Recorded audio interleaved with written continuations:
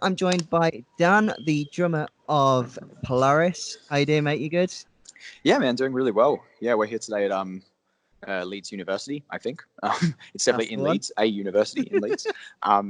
Yeah, we're excited. It's show number 4 of Oh the wow, Northlane European tour. Yeah, and it's been great so far. We're off to a good start in terms of the shows and everything. It's been amazing. So yeah, feeling good today.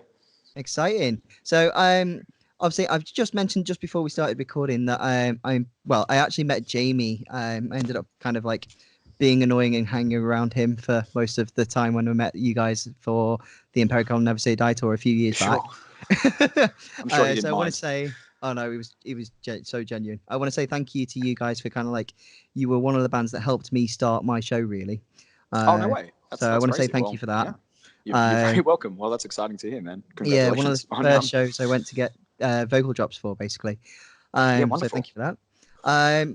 But obviously you're touring with Northlane. I wanted to ask you, what's your relationship with them as a band as well? Because obviously Oh coming man, I over mean, from like, yeah, Australia. Northlane. I mean, yeah, not just being a band from Australia, but being a band from Sydney as well. Like, Northlane is Yeah. a huge band for us. Like, in terms of like influence and in terms of a band that's actually kind of helped us to kind of boost our career over time. Like, they've been wonderful. I Yeah. mean, like, yeah, being from Sydney, they were the first Sydney band I ever really saw kind of explode and kind of go from being like Wow. Okay. the first band that I watched go from local to being a full-time touring band and successful and have a really Yeah. huge influence. And so they were all from like Western Sydney. We grew up in Southern Sydney, but I remember seeing them around the time just before their first album Discoveries dropped. And I Uh-huh. saw them at like an outdoor festival up in Northern Sydney, and I was just blown away by them. And I literally remember watching them and turning to the person I was with and being like, I think this is going to be the one. Like, this is going to be Wow. that band that really that changes things for Sydney, I think. And then Yeah. they really did. Like, I mean, when that album dropped, it was such a big deal for the Sydney scene, and like that definitely kind of like helped. We were, it was a really like important time for us as well when that Yeah. record came out, because we were just around the time that we were starting our band and putting members together and really kind of. I think I remember actually grabbing that record the same day I finished my final year 12 exams. It was like the first thing I Nice. did was go to the shops, and it had just come out. I grabbed it and went home and listened to the whole thing, and it definitely like was a bit of a perspective shift on what like a band from our area was capable of. And I think Yeah. you hear so many bands around the world, but it can seem a bit unreachable. And then when a Mhm. band from your a band that all lives within like an hour of your place comes out with a record like that, and Yeah. really just not just a record, but a record that's really kind of stands out, and stuff to influence everyone. Like, I mean, for me personally, as a drummer, like I think seeing a guy like Nick, I've been looking up to a lot of drummers from the US and stuff like that who are playing really Uh-huh. technical metalcore. Guys from like the Pennsylvania scene, like Matt Greiner and Adam Gray and Graham McFarland and guys like that. And Nice. then to see a bloke from Sydney, playing at such a high level with really, really creative, really technical drum parts was like really kind of made me push myself and go like, oh, okay, well, this isn't just some guy on the other side of the world. This is what people are doing in my city. Like, it Yeah. was so inspiring to see. And like, I mean, we definitely, that record was a big influence on our early stuff. And we're big fans of every Northlane record. Like, we love that band. So, They're and then brilliant. yeah, they were really cool. They put us on the first time we played like a really good sized theatre was opening for them in Sydney at a venue called the Metro Theatre. Uh-huh. And so yeah, they offered us the chance to just open one show, and we got to play in front of almost 1,000 people. We'd Oh only been a wow. band for maybe a year at that point or something like that, so it was maybe a year and a half. And that show was a huge deal to us. So, it opened us up to a lot of people, and from there they eventually took us on a short Australian tour. When our second EP came out, not long after that, and then since it's cool. This is our first time actually really coming back together to do something in about, I'd say, 3 years, probably Oh wow. Okay. 2.5 to 3 years. Yeah, So it'd you've be had a bit of about 3 time in years since. between. Yeah, it was late 2016 when we did that, so it's bang on Yeah. 3 years It was. since we've done a real tour together, and that was a very short one. So Was that just before Mortal Coil? it was halfway through the guilt and the grief cycle, so about a Okay. year before the Mortal Coil. Yeah. Yeah, and it was that tour did a lot for us, put us in front of a lot of new people, and Hmm. yeah, so for us to be out here like in Europe doing a whole month together is just awesome. Like it's something we've wanted to do for a long time. We've been talking about doing for a long time, or one day it'll come around that we'll get to do a long tour together. So to be out Nice. here with like a bunch of other Aussies, and Void of Vision are here as well. They're from Melbourne, so Oh, sick. Yeah. it's like an amazing, and we have a long history with them. They were on, I think maybe our third ever tour we did in Australia was we were on that together. We were the two opening bands, and so Is yeah, it it all quite a comes tight around. scene in Australia then, really? Because a lot of those bands, Oh, obviously, I've heard of hugely, and have yeah. played on the show. Hugely, But yeah. It's like Australia's really great like that. Honestly, I think it's because it's a smaller scene in a smaller country. Like once you get active in the touring circuit in Australia, you get to know the other bands very quickly. Yeah. Because once you do a few tours, and after a while, you've eventually played with, Yeah. so many of the bands that you like and so many of the bands that you look up to in a short time. If you start to get busy, because there's only, compared to America, which is so so saturated, so many amazing bands Yeah. out there. It's so much, so much harder to fight for attention. In Australia, like there's a better chance of getting out there, and everyone really lifts each other up. Like it's awesome. Like you'll see Australian can see bands that. dropping. You can see it. Like they take each other out on tour. Like we've been like, Northlane have helped us out, Parkway Drive have Yeah. helped us out, Amity Affliction were have helped us talking, out. Like so many other bands along the over the years that were Yeah. really that they just really want to lift each other up and We were talking about help Alpha to Wolf before as well, weren't we? Sorry. yeah. So they're another band who are also Australian. Yeah, we I love know that that band. they were telling me in the interview that you guys have kind of like hung out together. You've ended up like having sleepovers together. You play games together. Oh yeah. I mean, we've got a very very tight relationship with those guys these days, Yeah. especially I mean, not only that, but their guitarist Scott, he actually engineered and co-produced our most recent record that's about to come out. Masochist? The whole album, the Death of Me album The that we whole just album. announced. Wow. Okay. So he worked on that record with us. He's an amazing engineer, and so it's like there's a lot of ties between our bands, and we're taking them out in Australia next year, and there's a good chance we'll do some other stuff together somewhere else in the world, I think. So I mean, they're another band that we just love. We've watched them go from like a over the last couple of years, they've been a band that it's amazing to watch their progression. They went from being a band that was really fighting in the early days to be taken seriously, to then a band that's so well respected, and they've turned themselves into such an amazingly tight unit, and their last couple of records have been outstanding. So it's been so awesome to watch them transform into this kind of powerhouse Australian band, and they really do deserve it as well. They're great people. So do you feel maybe that you've passed on potentially the lessons that you've learned from touring with Northlane originally over to them potentially? Yeah, I mean, I'd say undoubtedly. Like we've been hanging out for a long time, and as you say, they would come and stay at like Rick's house, our guitarist Rick's house, and we'd always go over and hang out, when we're on tour and stuff. And inevitably when you hang out with friends who are both on the road, like you end up talking shop a lot. And we were lucky to get out to Europe fairly early on when our record came out, like that show you were mentioning that you saw us at. That was amazing. And and then not long after that, maybe 6 months after that, they were doing their first European tour, and we'd had a similar thing where some other friends had been out just before us, and we're always asking around whoever's just come home, like, give us some tips, like, how do you survive out there? What's the tricks? How do you save money? All of that. So that's the big one. How do you save money? always the big question. Just come and stay with us. It's fine. Yeah. So we I mean, we've passed on stuff, but and we've learned things from them as well, where they've had some experiences and let us know about them and stuff as well. It's all just making you want to take care of each other, Yeah. So I'd like to ask you, actually, obviously you've just recently announced pre-orders for Death of Me. That's out on the 21st of February. That is correct. And obviously you've also dropped Masochist, which is a brilliant single. I've been playing it non-stop for the past few weeks on the show. Thank you so much. It's an absolute banger. I love it. I wanted to ask, what can we expect from the new album, and how does it compare to the Mortal Coil? I mean, I feel pretty confident in saying that if you enjoyed the Mortal Coil, you would definitely enjoy this record. I've definitely seen.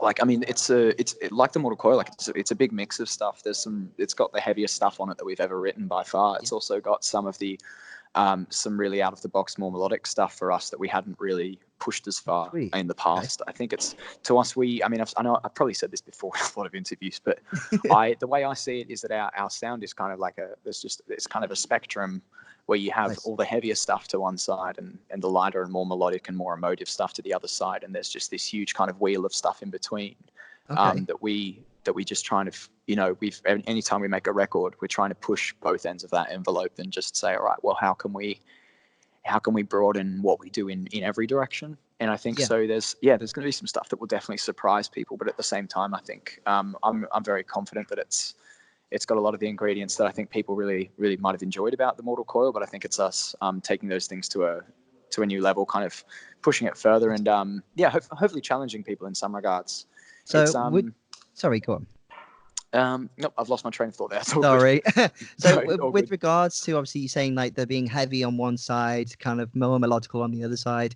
Masochist, would you say that's more of like an in-between song, or I mean, that's definitely towards the lighter side of the spectrum of the record for sure.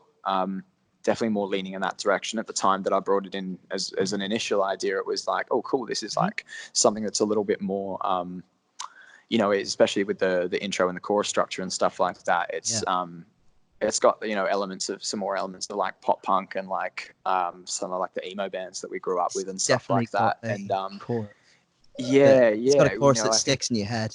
Well, thank you. Yeah, I mean, that's what we were going for with that track, and it's but I feel like there's some influence, although it's still it's very much, I think it's in many ways, it's very much quintessentially a Polaris track, but it's also got some stuff that we haven't quite, it just leans into a certain direction more than we have before. And that's kind of what, what we tend to do with songs is as we start to establish a feel for the song, we go, all right, where does this sit in our kind of sound? What do we want to really bring out in this? And we often we'll kind of lean into certain tendencies more, if we find a song is becoming, is heading in a direction that's a lot heavier than we normally would go, then we'll say, well, like, all right, well, how far can we push that?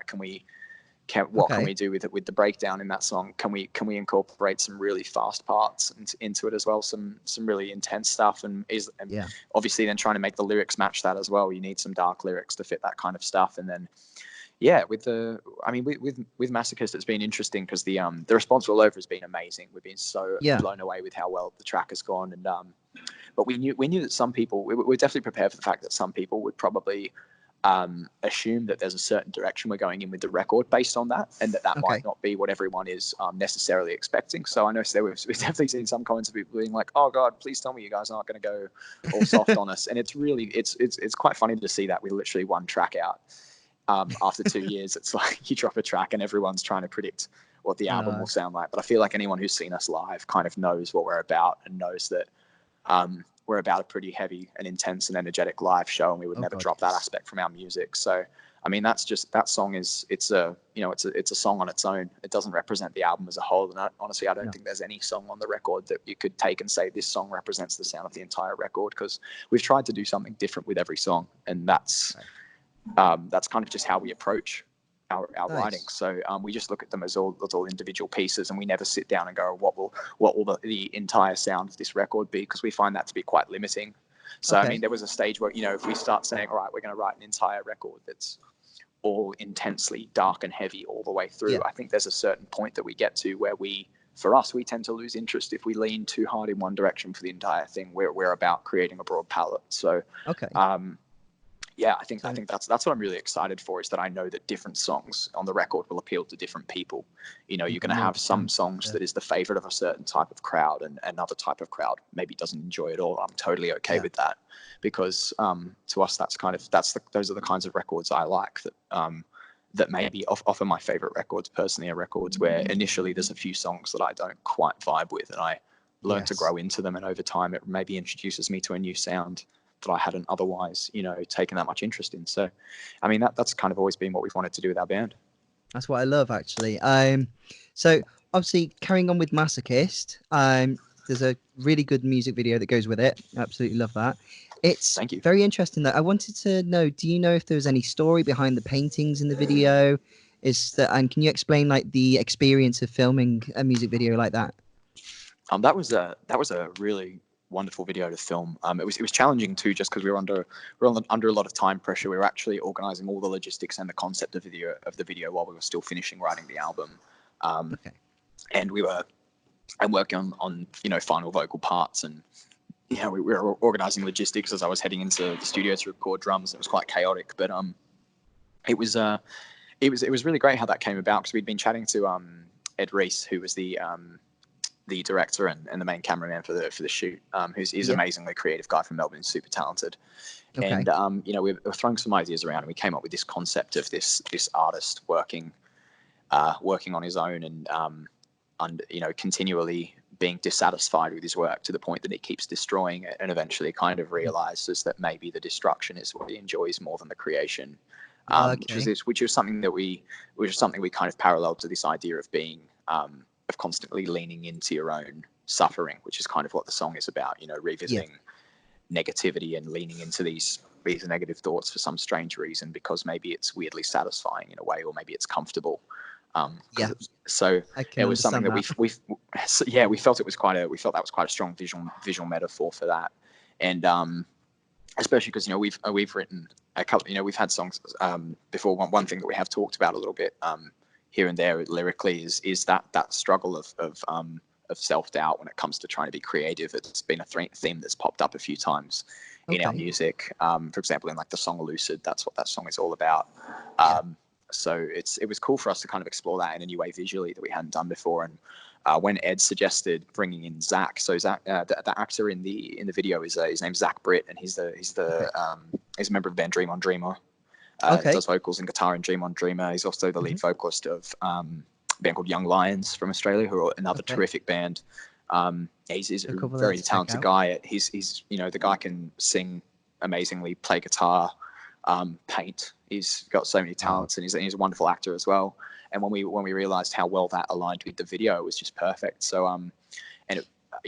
one thing that we realized is that I think having somebody pretend to try and fake being a painter on screen and be convincing is actually not easy if you don't really know how to paint. And the wonderful thing was that he not only was he able to bring in a ton of his own work that he'd already previously done over the years. I mean, actually, sorry, I don't know how long these had built up. It could have been a month's work. It could have been a year's work. You know, he's just constantly making stuff. All of his paintings then that we see in the video, is it? Virtually all. There's a painting of a woman that you see at one point that with the woman kind of turning to the side. That's all black and red, and that was done.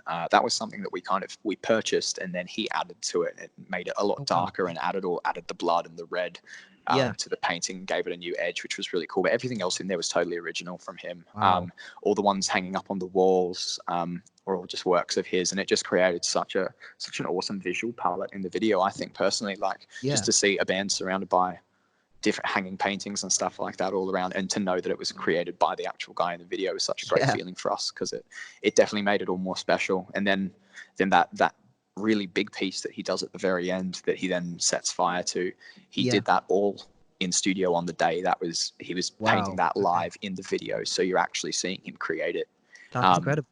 It's a shame that it had to be destroyed, because it's incredible. I couldn't believe what he created in that time, and how amazing it was to look at the finished product. And it was a shame that it couldn't be salvaged, because it was. I was going to say, did you manage to salvage anything at all from the set at all? Oh well, I mean, most of the paintings were fine. Most of them weren't damaged. There's a lot of great pieces there that I believe he took home. I've definitely been thinking. I think I might have to ask him if I can buy one off him as a souvenir for the maybe to future celebrate Polaris artwork as well. Yeah, to commemorate the video. But he did amazingly, and it was seeing that we weren't, unfortunately, because we were still deep in the studio at that point. He was filming that on the second last day that we had to track vocals. So Jake and I and Scotty, our producer, were all in the studio still working, and Jamie came out to do some parts of the video, and he was able to witness Zach going to town on the art, which I was a bit jealous of personally, because I would have loved to have seen it there. But when we saw the footage, we couldn't believe what they'd done. And then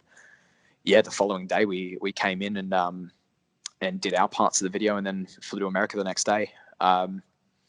Zach's performance was wonderful. I don't think, having seen the final product, I really don't think anyone else could have done what he did in that video. So very special video for us. Okay, so just a couple more questions then. Going off what we were just talking about in that, you mentioned obviously about doubting yourself and your creativity and stuff. I'd love to find out, would you have any advice for people who are also maybe struggling with doubting their own particular creativity? Because I know sometimes I personally have, issues trying to, mental blocks and stuff, wanting to create. So how would you deal with it? Is there anything you would recommend? Man, that's a tough one to answer because it's something I struggle with really often. But it's and I don't always have a good solution for it. Sometimes it can take me months to find my kind of creative juice again, you know. Yeah. But I think it's about pushing through, and I think it's about sometimes about learning to be spontaneous. And my main problem for myself creatively is that I tend to sit and wait for ideas to come to me. I'm not good at sitting there and actively coming up with things. If I'm trying to force it, I find they tend to come at odd times. And from unexpected places and kind of just appear in my head. And if they don't appear for a while, I get a little bit scared, that's when I start to get really worried. But I mean, I know a lot of people who are in creative industries and stuff like that, or even if they're not in an industry, you know, even if it's just something they follow as a side passion, like who really suffer from that idea of, you know, what they call imposter syndrome, where you feel like, I don't know if you're familiar with the term, but the idea of imposter syndrome is kind of like that you start to believe that you don't deserve to be where you're at, and that eventually everyone's going to find out that you're not as good as you've been pretending to be. You know, that idea that maybe you've been winging it this whole time. Maybe maybe it's all been a fluke, and eventually the truth is going to come out. You know, and I think it's I know so many people who've only recently, I think, have I discovered that term, and it seems to be a very common thing, and I think a lot of people are starting to talk about that and discuss how it affects them, which is great because it's below the surface, I think, for any creator, that feeling that maybe you don't deserve to be there, and maybe everyone else is better than you, and you've just made it here by accident. And I think it's really always important to remind yourself, like in that kind of circumstance, how difficult it is to get anywhere in creative industries, and the fact that if you're in a certain place, then that's where you're meant to be. You know, there's no way you would have got to that place without having something. And I think it's just trusting in your own taste as well. I mean, at the end of the day, I feel like, you know, your own personal taste is the only benchmark that you have, really. Yeah. And if you're not creating things that you love, then that's the only way you can really know if it's good. And if what you create is something that you love, then no one can take that away from you. No one can, no matter what anyone says about it critically, no matter what anyone comments on the internet, if you know it's good and that you know it and that you enjoy it, you'll always have that, whatever anyone else says. And that's a really important thing to hold on to. And it's not that you should completely, I don't necessarily believe in the idea of completely turning the blinders on and ignoring critique all the time, but for some people that works for them. And that can be great. And maybe that's what some people need. But personally, I think it's just about, even if you read and accept those things, or, you know, even if you start to let that doubt creep in, is reassuring yourself that you know what is good. And that your tastes are valid, and that your tastes are worthy, and that if you think something is special, then it must be. And I think if you can trust that, then that can help to kind of break down a lot of those barriers. But it's a really difficult thing, man. Like it's like I said, it's something that everyone I know in this kind of field grapples with a lot. Yeah. Okay. So obviously, from me to you in that case, keep working hard, because you really clearly have like worked hard to get where you guys are. You've done an absolutely fantastic job so far. Thank you. Congratulations. No, you're welcome. Congratulations on a brilliant single as well, and I'm really looking forward to the new album. But before you go, is there anything else you'd like to say at all? Anything you'd like to give a little promotion to, or to fans? A couple of things. I'd say come out to the Northlane Polaris Void Division tour that's going on right now across Europe and the UK. I'd say come out to, if you're anywhere else in the world, we've got an Australian tour coming up. We'll be doing a European and UK headline tour, most likely at some point in the not so distant future, and that's something we've been really looking forward to for a long time. So if there's anybody out there listening to this from in those areas, which I'm sure there is, then we hope to see you there. We're looking forward to coming out and playing a longer set.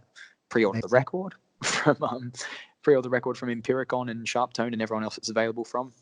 And be kind to each other, I guess. Nice. Yes, be kind to each other. I like that. We can stand by that.